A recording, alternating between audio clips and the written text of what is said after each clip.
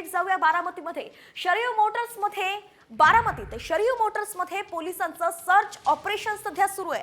Sharif Motors Shrinivas पवारांच्या मालकीचं असल्याचं समजतंय. तर श्रीनिवास पवार हे युगेंद्र पवारांचे वडील आहेत आणि अजित पवारांचे सख्खे बंधू आहेत. बारामतीतून युगेंद्र पवार हे रिंगणात आहेत. सर्च ऑपरेशनमध्ये काहीच सापडलं नसल्याची माहिती सध्या समोर येते. बारामतीत अजित पवार आणि युगेंद्र पवार यांच्यात थेट लढत आहे. अशातच पवार कुटुंबियांबद्दल अजून एक महत्त्वाची माहिती ती म्हणजेच अजित पवारांचे सख्खे बंधू आणि युगेंद्र पवारांचे वडील श्रीनिवास पवार यांच्या कंपनीमध्ये सध्या पोलिसांचं सर्च ऑपरेशन सुरू आहे. शरीफ मोटर्स असे या कंपनीचं नाव आहे आणि या ठिकाणी पोलीस सध्या सर्च ऑपरेशन करत आहेत. कशाच्या पार्श्वभूमीवरती नेमकं हे सर्च ऑपरेशन केलं जात आहे आणि का केलं जात आहे याची तुर्तास तरी माहिती मिळत नाहीये. मात्र बारामतीमध्ये एक मोठी घडामोड घडतीये. पवार कुटुंबियाबद्दल ही एक मोठी घडामोड आहे.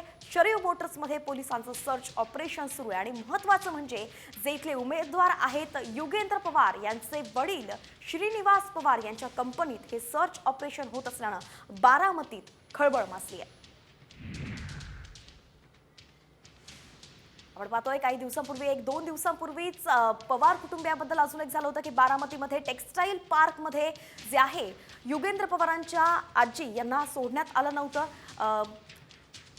शारदा पवार आणि रेवती सुळे या दोघींनाही टेक्सटाईल पार्कमध्ये जे आहे आज जाऊ दिलं नव्हतं. त्यावेळी सुद्धा अजित पवार आणि सत्ताधाऱ्यांवरती जे आहे शरदचंद्र पवार पक्षाकडून निशाणा साधण्यात आला होता. आणि अशात दुसरी घडामोड समोर येते ती म्हणजेच श्रीनिवास पवार यांच्या कंपनीवरती आता पोलीस जे आहेत ते सर्च ऑपरेशन करत आहेत.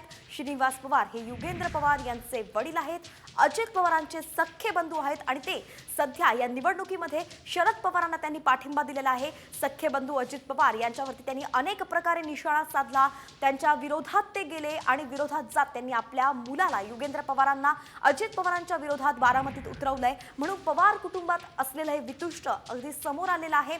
नेमकं हे सर्च ऑपरेशन का केलं जात आहे, कोणत्या क्लूच्या आधारे किंवा कोणत्या माहितीच्या आधारे पोलीस या ठिकाणी पोहोचले आहेत, शरीफ मोटर्समध्ये पोहोचलेत आणि तिथे जाऊन ते सर्च ऑपरेशन करतायत, याबद्दलची माहिती थोड्याच वेळात आपल्याला मिळणार आहे.